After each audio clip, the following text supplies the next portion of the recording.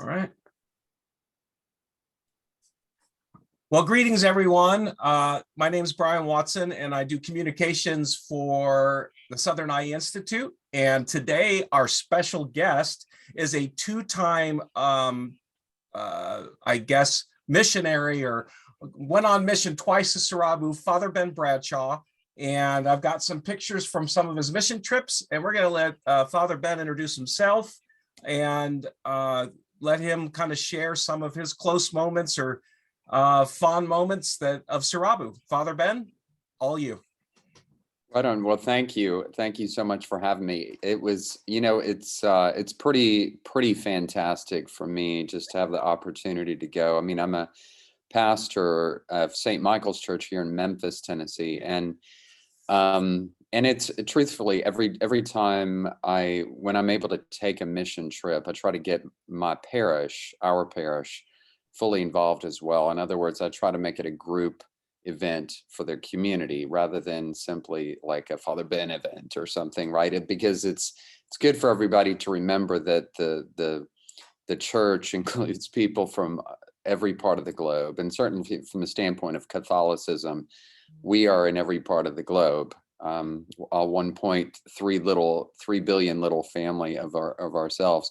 But it's pretty amazing. I love going, and I've been to Africa twice now with Dr. Shanser and her husband Tom, and also we were in Ghana and Sierra Leone, and loved it. It was such a wonderful joy, huge blessing, and I emphatically support their mission and everything they're doing. So I went the first time in 2011, and then I went back in 2017, and loved it.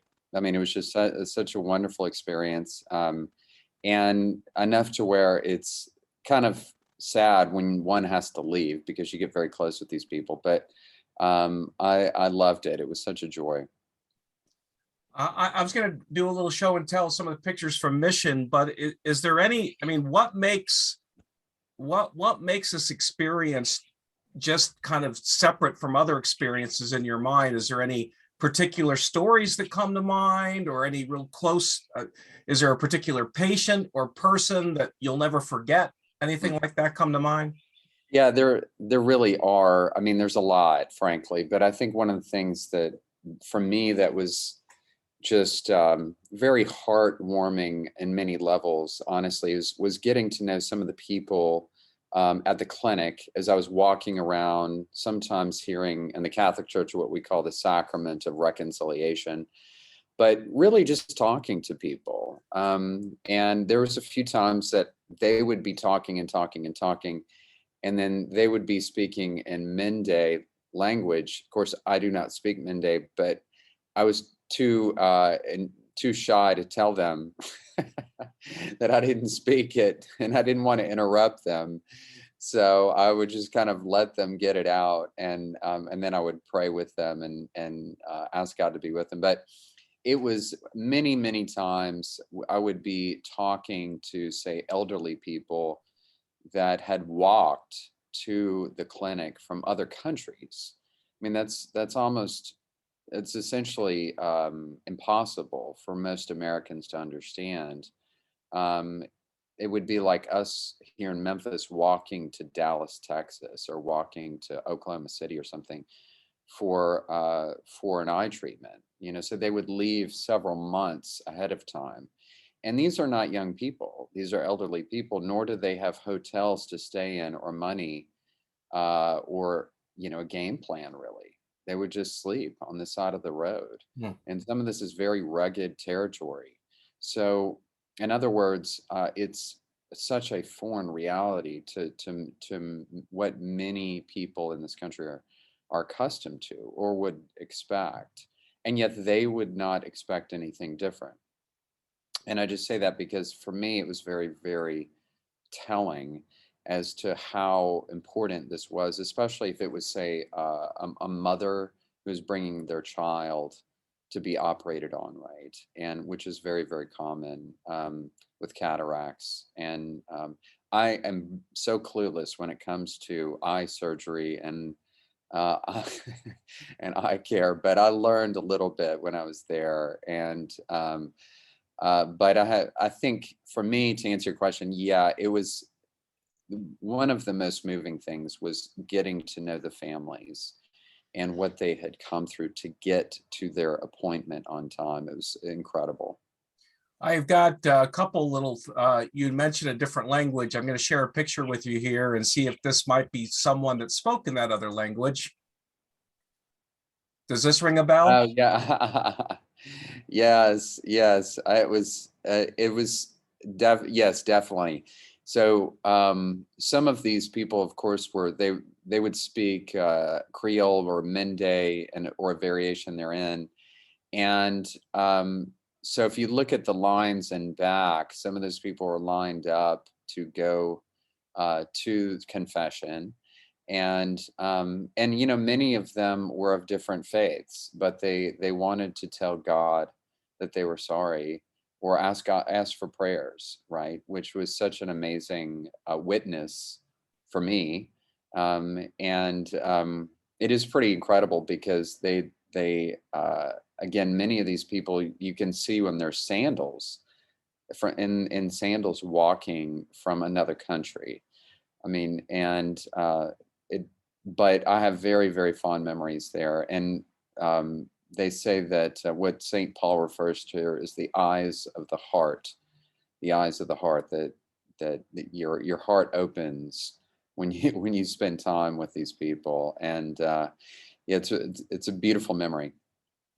All right, let me see if I got a couple more here and see what else comes out.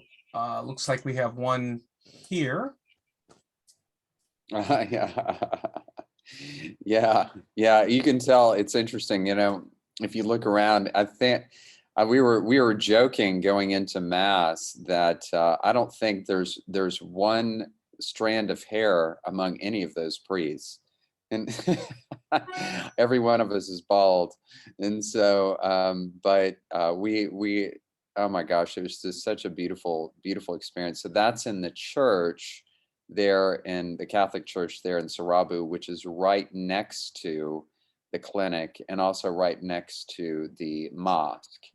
And so the local imam, the leader of the mosque, is Imam Jala, is a very good friend of Tom and Kathy, and works very, very closely with the Catholic Church there. And I was kind enough to have dinner. He was kind enough to invite me to dinner in his house.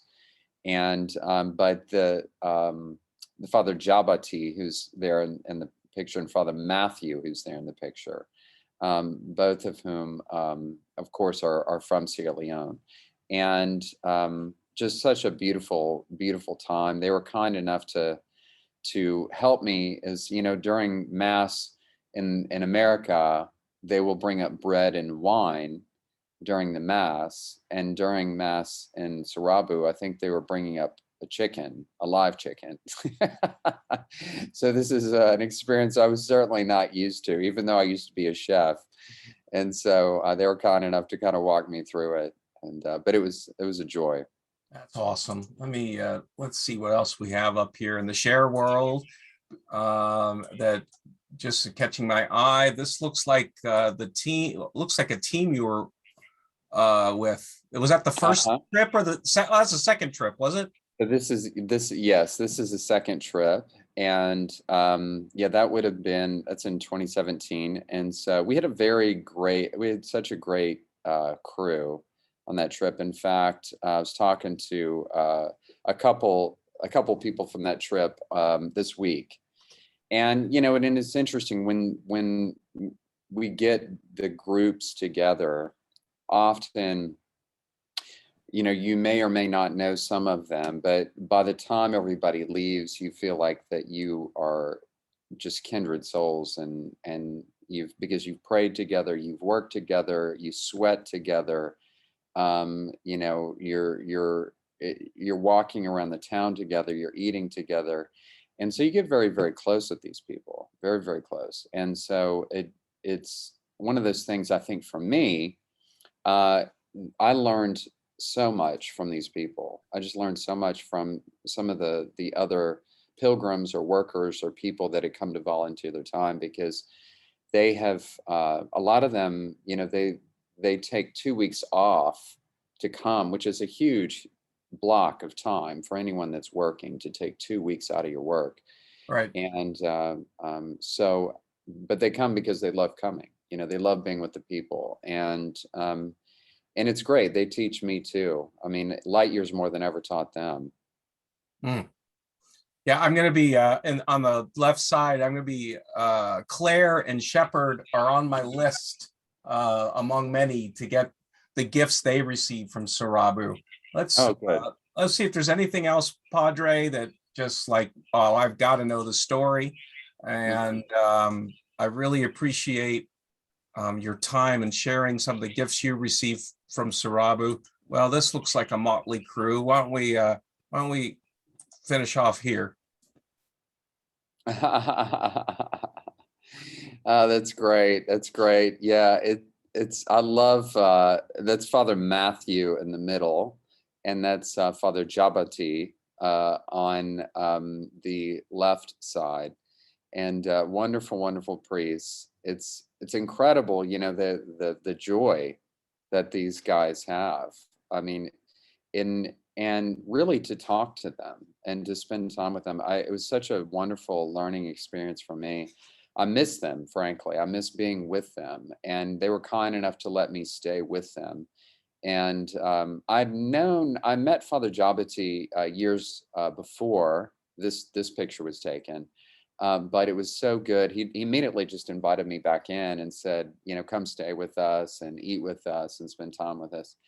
And but yeah, it was really fun. Father Matthew, I think, has a motorcycle. And so I think that's usually how he gets around, is through with his motorcycle, either he or Father Jabati. But what a joy. These guys, they love what they do. They love being parish priests, and they love some of the parishes that they had told me that they worked at were very spread out in very rural parts of like in the bush in the Sierra Leone. Yeah. And some of those roads are very, very difficult to navigate. I mean, it's clay roads with lots and lots of potholes, no lights at night, of course, and in some places, certainly no electricity. So they love what they do. That's where, of course, where they're from, and their joy for working with the people, but also for being priests, was just such a wonderful, wonderful witness for me. You Really. know, I got one other, if I can grab it, because I think it looks like, Oh yeah, that's Imanjala. okay. Yeah, yeah, yeah. It's he's a happy, happy man. Yeah, he's a wonderful man. And so his son is a man named Brahmajala, and his son also is a teacher. And if I'm not mistaken, I think his Brahmajala's wife also teaches in the grade school. But both Imanjala and Brahmajala, they kind of lead the mosque again, which is right next. The clinic is sandwiched between the mosque and the Catholic Church. So it's a beautiful example, I think, of how we have so much more in common with some of the major world religions, and we have differences, right?